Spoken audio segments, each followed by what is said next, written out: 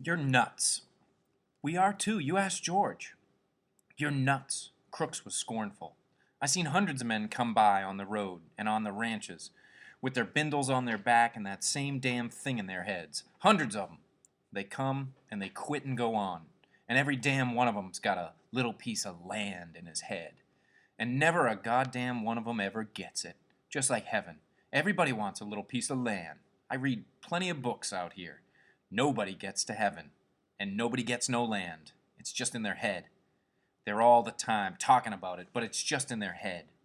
He paused and looked toward the open door, for the horses were moving restlessly and the halter chains clinked. A horse whinnied. I guess somebody's out there, Crook said. Maybe Slim. Slim comes in sometimes 2, 3 times a night. Slim's a real skinner. He looks out for his team. He pulled himself painfully upright and moved toward the door. That you, Slim? He called. Candy's voice answered. Slim went in town. Say, you seen Lenny? You mean the big guy? Yeah, seen him around any place? He's in here, Crook said shortly. He went back to his bunk and lay down. Candy stood in the doorway, scratching his bald wrist and looking blindly into the lighted room. He made no attempt to enter. Tell you what, Lenny, I've been figuring about them rabbits. Crook said irritably, You can come in if you want. Candy seemed embarrassed. I don't know, of course, if you want me to. Come on in. If everybody's coming in, you might just as well. It was difficult for Crooks to conceal his pleasure with anger. Candy came in, but he was still embarrassed. You got a nice, cozy little place in here, he said to Crooks. Must be nice to have a room all to yourself this way. Sure, said Crooks, and a manure pile under the window. Sure, it's swell. Lenny broke in. You said about them rabbits? Candy leaned against the wall beside the broken collar while he scratched his wrist stump. I've been here a long time, he said, and Crooks been here a long time. This is the first time I ever been in his room, Crooks said darkly. Guys don't come into a colored man's room very much. Nobody been here but Slim. Slim and the boss. Candy quickly changed the subject. Slim's as good a skinner as I ever seen. Lenny leaned toward the old swamper. About them rabbits, he insisted. Candy smiled. I got it figured out. We can make some money on them rabbits if we go about it right. But I get to tend 'em, Lenny broke in. George says I get to tend 'em. He promised. Crooks interrupted brutally. You guys is just kidding yourself. You'll talk about it a hell of a lot, but you won't get no land. You'll be a swamper here till they take you out in a box. Hell, I've seen too many guys. Lenny here'll quit and be on the road in 2, 3 weeks. Seems like every guy got land in his head. Candy rubbed his cheek angrily. You goddamn right we're gonna do it. George says we are. We got the money right now. Yeah? Said Crooks. And where's George now? In town. In a whorehouse. That's where your money's going. Jesus, I've seen it happen too many times. I've seen too many guys with land in their head. They never get none under their hand. Candy cried. Sure, they all want it. Everybody wants a little bit of land. Not much. Just something that was his. Something he could live on, and there couldn't nobody throw him off it. I had never had none. I planted crops for damn near everybody in this state, but they wasn't my crops. And when I harvest 'em, it wasn't none of my harvest. But we're going to do it now. And don't make no mistake about that. George ain't got the money in town. That money's in the bank. Me and Lenny and George. We're going to have a room to ourself. We're going to have a dog and rabbits and chickens. We're going to have green corn and maybe a cow or a goat. He stopped, overwhelmed with his picture. Crooks asked, You say you got the money? Damn right, we got most of it. Just a little bit more to get. Have it all in 1 month. George got the land all picked out, too. Crooks reached around and explored his spine with his hand. I never seen a guy really do it, he said. I seen guys nearly crazy with loneliness for land, but every time a whorehouse or a blackjack game took what it takes. He hesitated. If you guys would want a hand to work for nothing just as keep, why, I'd come and lend a hand. I ain't so crippled I can't work like a son of a bitch if I want to. Any of you boys seen Curly? They swung their heads toward the door. Looking in was Curly's wife. Her face was heavily made up. Her lips were slightly parted. She breathed strongly, as though she'd been running. Curly ain't been here, Candy said sourly. She stood still in the doorway, smiling a little at them, rubbing the nails of one hand with the thumb and forefinger of the other, and her eyes traveled from one face to another. "They left all the weak ones here," she said finally. "Think I don't know where they all went? Even Curly, I know where they all went." Lenny watched her, fascinated, but Candy and Crooks were scowling down, away from her eyes. Candy said, "Then if you know, why you want to ask us where Curly's at?" She regarded them amusedly. "Funny thing," she said. "If I catch any one man and he's alone, I get along fine with him. But just let two of the guys get together and you won't talk. Just nothing but mad." She dropped her fingers and put her hands on her hips. "You're all scared of each other, that's what. Every one of you's scared the rest is going to get something on you." After a pause, Crooks said, "Maybe you better go along to your own house now. We don't want no trouble." "Well, I ain't giving you no trouble. Think I don't like to talk to somebody every once in a while? Think I like to stick in that house all the time?" Candy laid the stump of his wrist on his knee and rubbed it gently with his hand. He said accusingly, "You got a husband. You got no call fooling around with other guys, causing trouble." The girl flared up. "Sure I got a husband. You all seen him. Swell guy, ain't he? Spends all his time saying what he's going to do to guys he don't like, and he don't like nobody. Think I'm going to stay in that 2x4 house and listen how Curly's going to lead with his left twick and then bring in the old right cross? 1-2, he says. Just the old 1-2, and he'll go down." She paused, and her face lost its sullenness and grew interested. "Say, what happened to Curly's hand?" There was an embarrassed silence. Candy stole a look at Lenny. Then he coughed. Why, Curly, got his hand caught in a machine, ma'am. Busted his hand." She watched for a moment, and then she laughed. "Baloney. What do you think you're selling me? Curly said something he didn't finish. Started something he didn't finish. Caught in a machine. Baloney. Why, he ain't give nobody the good old 1-2 since he got his hand bust. Who bust him?" Candy repeated sullenly, "Got it caught in a machine." "All right," she said contemptuously. "All right, cover him up if you wanna. What do I care? You bindlebums think you're so damn good. What do you think I am, a kid? I tell you, I could have went with shows. Not just one, neither. And a guy told me he'd put me in pictures." She was breathless with indignation. "Saturday night, everybody out doing something, everybody. And what am I doing? Standing here talking to a bunch of bindle stiffs, a nigger and a dum-dum and a lousy old sheep, and liking it, because they ain't nobody else." Lenny watched her, his mouth half open. Crooks had retired into the terrible protective dignity of the Negro.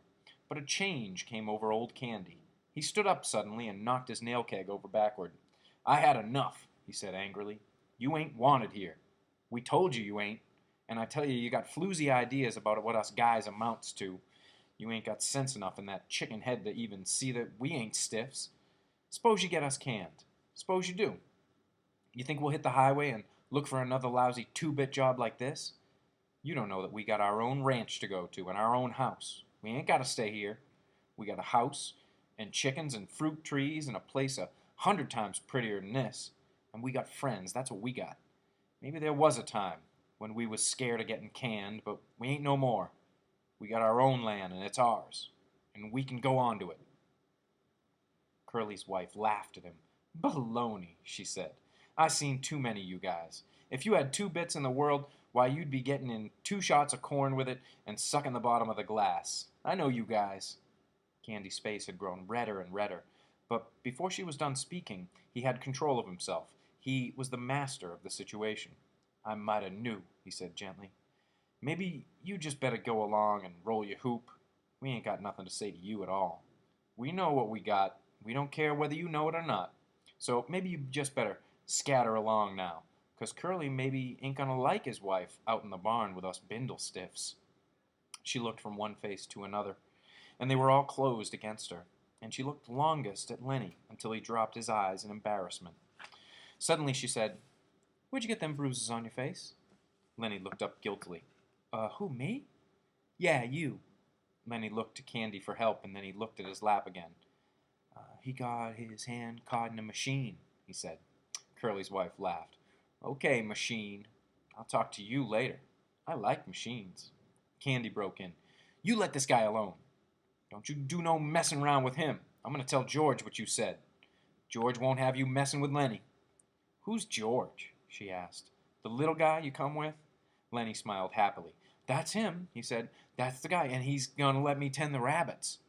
"Well, if that's all you want, I might get a couple rabbits myself." Crooks stood up from his bunk and faced her. "I had enough," he said coldly. "You got no rights coming in a colored man's room. You got no rights messing around in here at all. Now you just get out and get out quick. If you don't, I'm going to ask the boss not to ever let you come in the barn no more." She turned on him in scorn. "Listen, nigger," she said. "You know what I can do to you if you open your trap?" Crooks stared hopelessly at her, and then he sat down on his bunk and drew into himself. She closed on. "You know what I could do." Crooks seemed to grow smaller, and then he pressed himself against the wall. "Yes, ma'am." "Well, you keep your place then, nigger. I could get you strung up on a tree so easy it ain't even funny." Crooks had reduced himself to nothing. There was no personality, no ego, nothing to arouse either like or dislike. He said, "Yes, ma'am," and his voice was toneless. For a moment she stood over him, as though waiting for him to move so she could whip at him again, but Crooks sat perfectly still, his eyes averted, everything that might be hurt drawn in. She turned at last to the other two. Old Candy was watching her, fascinated. "If you was to do that, we'd tell," he said quietly. "We'd tell about you framing crooks." "Tell and be damned," she cried. "Nobody'd listen to you, and you know it. Nobody'd listen to you." Candy subsided. "No," he agreed. "Nobody'd listen to us." Lenny whined, "I wish George was here. I wish George was here." Candy stepped over to him. "Don't you worry none," he said. "I just heard the guys coming in. George will be in the bunkhouse right now, I bet." He turned to Curly's wife. "You better go home now," he said quietly. "If you go right now, we won't tell Curly you was here." She appraised him coolly. "I ain't sure you heard nothing." "Better not take no chances," he said. "If you ain't sure, you better take the safe way." She turned to Lenny. "I'm glad you bust Curly up a little bit. He said he got it coming to him. Sometimes I'd like to bust him myself." She slipped out the door and disappeared into the dark barn. And while she went through the barn, the halter chains rattled, and some horses snorted, and some stamped their feet. Crooks seemed to come slowly out of the layers of protection he'd put on. "Was that the truth, what you said about the guys coming back?" he asked. "Sure, I heard 'em." "Well, I didn't hear nothing." "The gate banged," Candy said, and he went on. "Jesus Christ, Curly's wife can move quiet. I guess she had a lot of practice, though." Crooks avoided the whole subject now. "Maybe you guys better go," he said. "I ain't sure I want you in here no more. Colored man gotta have some rights, even if he don't like 'em." Candy said, "That bitch didn't ought to have said that to you." "It wasn't nothing," Crooks said dully. "You guys coming in and sitting made me forget. What she says is true." The horses snorted out in the barn, and the chains rang, and a voice called, "Lenny! Lenny! You in the barn?" "It's George!" Lenny cried, and he answered, "Here, George, I'm right in here." In a second George stood framed in the door, and he looked disapprovingly about. "What you doing in Crook's room? You hadn't ought to be in here." Crooks nodded. "I told 'em, but they come in anyways." "Well, why don't you kick 'em out?" "Didn't care much," said Crooks. "Lenny's a nice fella." Now Candy aroused himself. "Oh, George, I've been figuring and figuring. I got it doped out how we can even make some money on them rabbits." George scowled. "Thought I told you not to tell nobody about that." Candy was crestfallen. "Didn't tell nobody but Crooks." George said, "Well, you guys get out of here. Jesus, seems like I can't go away for a minute." Candy and Lenny stood up and went toward the door. Crooks called, "Candy." "Huh? Remember what I said about hoeing and doing odd jobs?" "Yeah," said Candy, "I remember." "Well, just forget it," said Crooks. "I didn't mean it. Just fooling. I wouldn't want to go no place like that." "Well, okay, if you feel like that. Good night." The three men went out the door of the barn. No, excuse me. The three men went out of the door. As they went through the barn, the horses snorted and the halter chains rattled. Crooks sat on his bunk and looked at the door for a moment, and then he reached for the liniment bottle. He pulled out his shirt and back, poured a little liniment into his pink palm, and reaching around, he fell slowly to rubbing his back.